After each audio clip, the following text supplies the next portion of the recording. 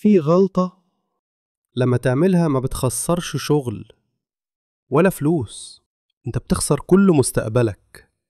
ودي كانت غلطة نيكولا فوكي، أذكى وزير مالية في فرنسا اللي اتحبس بسبب حفلة.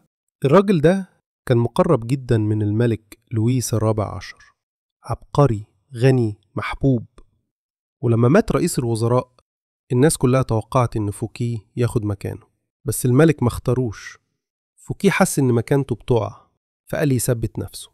عمل للملك حفلة أسطورية، قصر فخم، موسيقى، أكل نادر، عروض، نبلاء أوروبا كلها، والملك كان ضيف الشرف.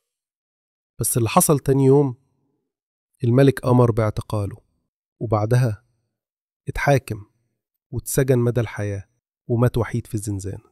ليه؟ لأنه لمع أكتر من اللازم قدام الشخص الغلط.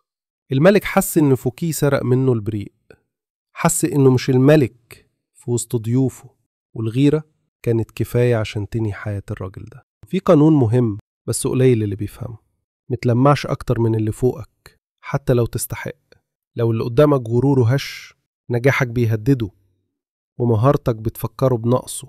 فخلي بالك، الذكي مش اللي يثبت نفسه، الذكي هو اللي يعرف امتى يخبي ذكائه. وفي لعبة السلطة مش لازم تبان، علشان تكسب أوقات كتير اللي بيختفي هو اللي بيكمل.